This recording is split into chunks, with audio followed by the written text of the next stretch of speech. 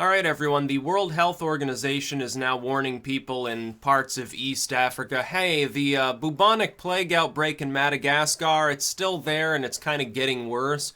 We're worried that somebody with plague might travel to one of these other countries and cause an outbreak there. That should have people really concerned. You do, in fact, realize that the Black Death that hit Europe, long ago, by the way, with a population density considerably lower than present in any of the urban areas in those parts of East Africa and South Africa, with potentially better sewage infrastructure than some of those slums now as well, oddly enough. At least they had the Roman remnant in parts of Europe at the time still semi-functional. You do realize that that was probably a variant of Yersinia pestis that had mutated.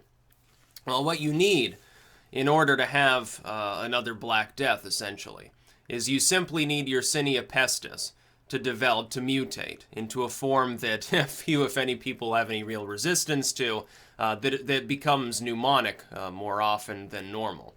Normally, the bubonic plague is not actually capable of causing a widespread problem beyond some locality with high enough density. Because the way in which it's predominantly spread is the buboes, the actual swollen lymph system, leaks. Also, for some reason, they used to lance the buboes. I think they still do to relieve pressure and drain off some of the poison. Otherwise, the person, I think, gets like toxic shock or something. It's actually like a spear, the lymphatic system. The buboes leak, and you get that like pus on you, you can get it. It's spread by fleas as well. And of course, Madagascar has lots and lots of rodents. They've had periodic problems, epidemics of, I believe, rats there, so which could explain why it's such a reservoir. Normally, though, outside of a handful of urban zones, you're not going to have enough rodents.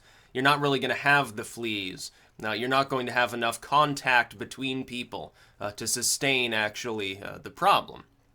It's not infectious enough to jump from person to person reliably enough to actually be beyond a slow burn of bubonic plague. When it becomes pneumonic, when it goes to the lungs and people are coughing up blood, and the original symptoms may indeed be cold-like in nature, that's when you get a problem, because it spreads much more easily. You coughed in someone's face, you coughed, you touched a doorknob, the food maybe gets contaminated, the water gets contaminated. Basically, every surface is covered in plague bacteria.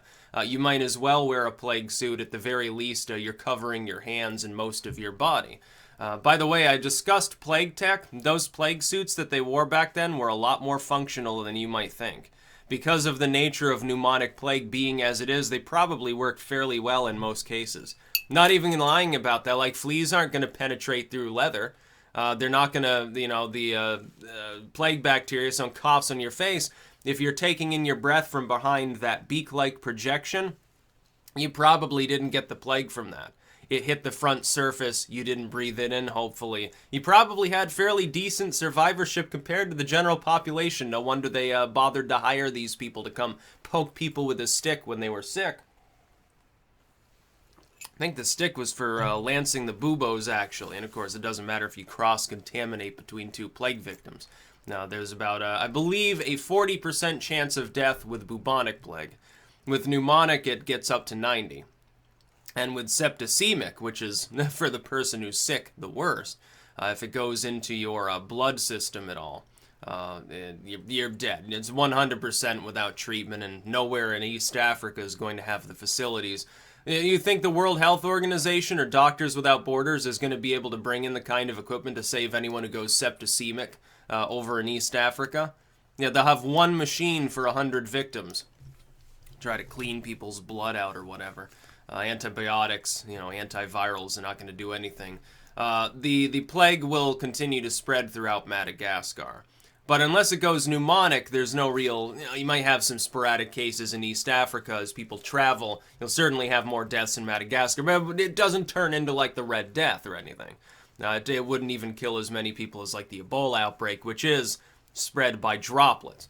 If, though, it does mutate, which we know is not unprecedented, it has done so before, it's happened at least twice in human history that we know of post-antiquity, with the plague of Justinian being, as it were, and then the Black Death later. We do know it is capable of mutating. The problem is the more cases you have, the more opportunities it has to potentially do so. A variant of bubonic plague that readily goes pneumonic would be a nightmare for Madagascar. And remember, they haven't closed their port yet, so it's still capable of spreading. Once they do that, the rest of the world is safe. 90% of Madagascar dies, but everyone else, I guess, prevails.